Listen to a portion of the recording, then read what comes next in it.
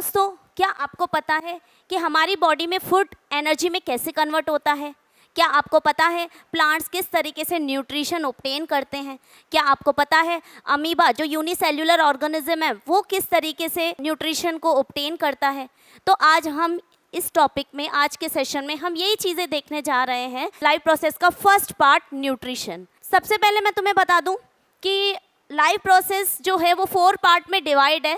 First one है nutrition, जो हम अभी स्टार्ट करने वाले हैं। इसके बाद नेक्स्ट सेशन में हम स्टार्ट करेंगे रेस्पिरेशन, उसके बाद हम स्टार्ट करेंगे ट्रांसपोर्टेशन और लास्ट एक्सक्रिएशन। लाइफ प्रोसेस जो है इन 4 पार्ट्स में क्या है, डिवाइड है। तो हम सबसे पहले न्यूट्रिशन में समझेंगे कि किस तरीके से खाना ऑब्टेन करने के बाद डाइजेस्ट होता है। हर ऑर्गेनिज्म का अलग अलग डाइजेस्टिव प्रोसेस है जो हम यहाँ पर समझेंगे। तो स्टार्ट करते हैं हम आज का टॉपिक न्यूट्रिशन।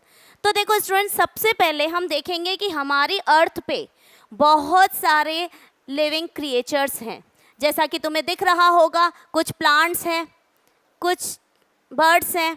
यहाँ पर देखें तो ह्यूमन है, एनिमल्स हैं, प्लांट्स, बर्ड्स, ये सारी चीज़ें तुम्हें दिख रही होगी, तुमने ऑब्जर्व की होगी।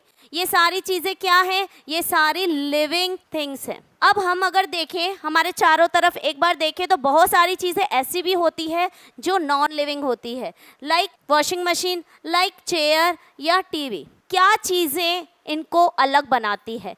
हम आज देखेंगे कि किस तरीके से लिविंग और नॉन लिविंग दोनों डिफरेंट हैं।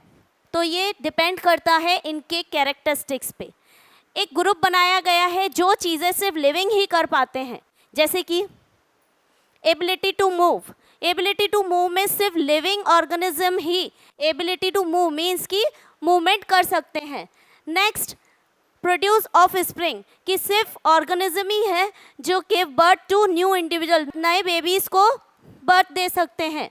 नेक्स्ट, रिस्पॉन्ड एंड रिएक्ट, कि लिविंग ऑर्गेनिज्म ही है कि एक्सटर्नल एनवायरनमेंट में जो भी हो रहा है, सर्दी हो रही है तो उनको फील होती है, गर्मी हो रही है तो उनको फील होती है, कहीं कुछ लग जाता है, हार्म पहुंचता है तो उनको फील होता है, उनको पेन होता है। तो ये सिर्फ लिविंग ऑर्गेनिज्म को ही फील होता है।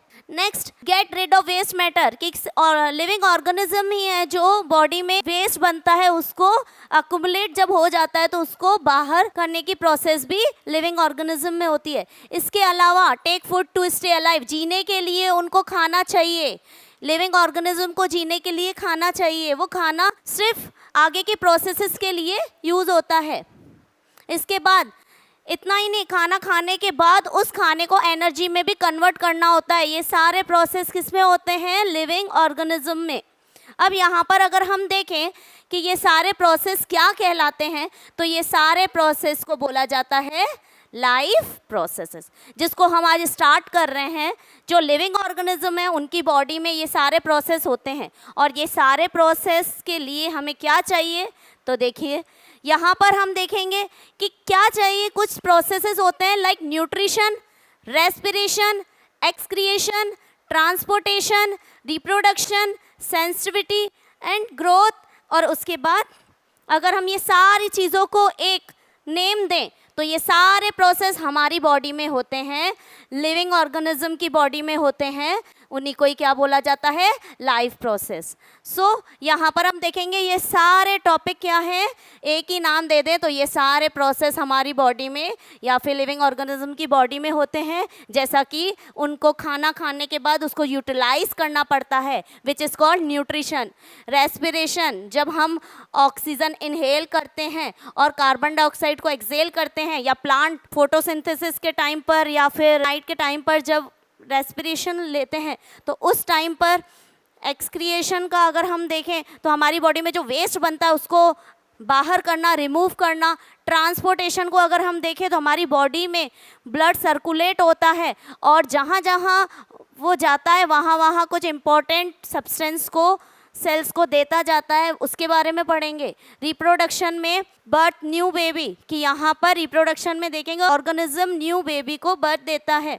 सेंसिटिविटी मतलब कि आसपास जो भी चीज़ें हो रही है उससे हमें इफ़ेक्ट हो रहा है, हमें एक्सटर्नल एनवायरनमेंट में हम रिस्पॉन्स करते हैं, सर्दी होती है, गर्मी होती है, कहीं कुछ पेन होता है तो हमें फील होता है, तो ये सारी चीज़ें सेंसिटिविटी में पड़ेंगे। और इसके अलावा हमारी बॉडी में या लिविंग ऑर्गेनिज्म बॉडी में ग्रोथ होती है, जो कि हम इन सारों को एक टॉपिक में लें तो इनको सबको बोला जाता है लाइफ प्रोसेस।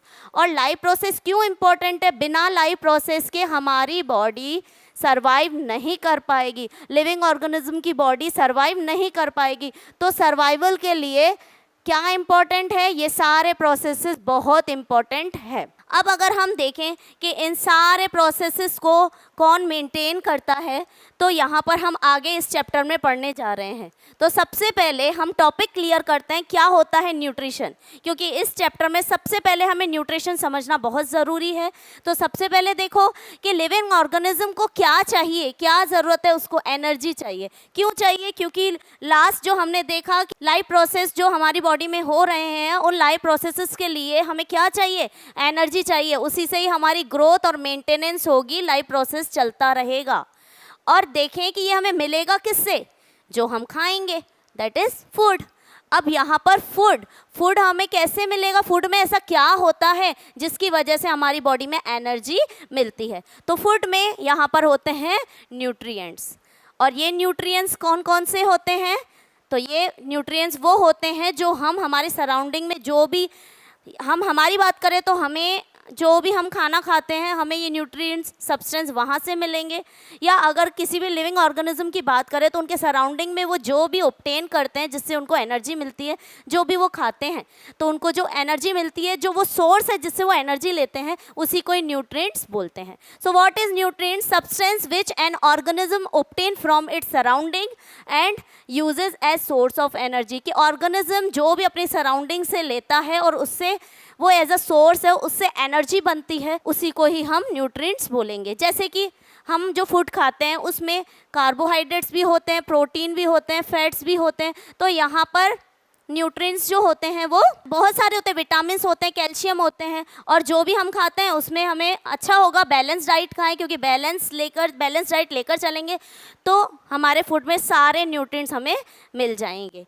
तो नेक्स्ट देखो यहाँ पर जैसे कि ये पूरे दिख रहे हैं कि इसमें ये सीरियल्स हैं, लाइक ये बनाना हो गए, ब्रेड हो गया, इन सब से हमें क्या मिलती है? कार्बोहाइड्रेट्स। फिर अगर हम देखें एग, फिश, ये सारी चीज़ों से हमें क्या मिलता है? प्रोटीन। और अगर हम ऑयल और बटर की बात करें, पीनट्स की बात करें तो यहाँ पर फैट्स मिलते हैं। तो डिफरेंट फूड में न्यूट्रिशंस होते हैं और यहाँ पर हम इन न्यूट्रिशंस को प्रॉपर वे में बैलेंस डाइट में खाएंगे तो हमें हर एक न्यूट्रिएंट बॉडी में मिलेगा जिससे हमें एनर्जी मिलेगी। The process of intake of nutrients. और जब हम इन न्यूट्रिएंट्स को हमारी बॉडी में लेते हैं, इनटेक करते हैं तो और उनका यूटिलाइज करते हैं, उनका यूज़ करते हैं, जब हमने खाना खाया, जब हमने यहाँ पर न्यूट्रिएंट्स लिए और न्यूट्रिएंट्स जब लिए उसके बाद क्या हुआ? उसका यूटिलाइजेशन हुआ, बॉडी ने उनका यूटिलाइज किया तो क्या हुआ? न्यूट्रिशन टर्म बनी। तो इसी को ही हम बोलते हैं nutrition. So what do you mean by nutrition?